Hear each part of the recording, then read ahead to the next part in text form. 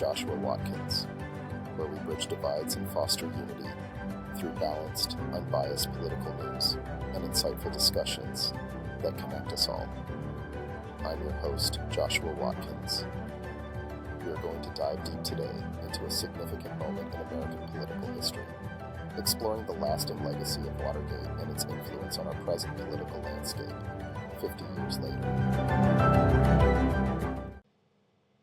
We start our journey in August 1974 with President Richard Nixon announcing his resignation in the face of the Watergate scandal, a pivotal moment which fundamentally reshaped our understanding of accountability within the government.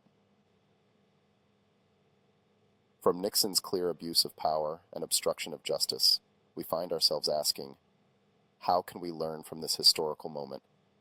And how has Washington itself changed since? Jumping back to the historical background of Watergate reveals an entirely different political climate than what we see today. Nixon faced widespread agreement that he had committed severe offenses, leading not only to his resignation, but a sense of duty to the country radiating across party lines. Today, however, the political landscape has transformed in disconcerting ways, characterized by deep partisan division and voters isolating themselves within their own ideological echo chambers. Ponder, for a moment, the substantial role of the media during the Watergate scandal, a time when the hearings drew immense viewership, with a staggering 85% of U.S. households tuning in. The shared understanding of the gravity of Nixon's actions united the public in comprehension and reaction. In stark contrast, today's media landscape is a tapestry of partisan outlets and social media platforms that often distort narratives and amplify misinformation. This leaves us with the lingering question, would Nixon's fate have been the same in today's media environment?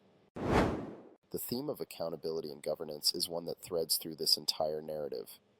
During Nixon's era, party leaders took him to task over his actions and underlined the importance of accountability.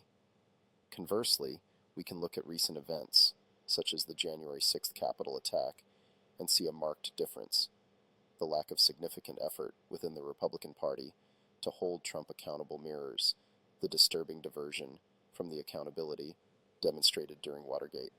This begs us to question the motivations of today's lawmakers. Reflecting upon Watergate reveals the imperative nature of accountability in our governance for a healthy democracy. The need to safeguard checks and balances and uphold democratic principles is a lesson we should all be reminded of. If we wish to rebuild public trust in our government institutions, it requires a commitment from both our political leaders and the media to promote transparency together, without regard to party affiliation. In conclusion, the echoes of the Watergate scandal can still be heard today, 50 years later. It not only reshaped American politics, but also altered our perceptions of presidential accountability and the media's role in shaping public opinion. As we continue to traverse today's intricate political terrain, we should remember the past. It is these historical precedents that can guide our approach to governance and fortify the public's trust in the future. Before we close, remember to check out the show notes for any links or articles mentioned in today's episode. This is Joshua Watkins, the voice behind Informed Voices, signing off. Until next time, stay informed. Continue the conversation by sending me a message or getting in touch on social media.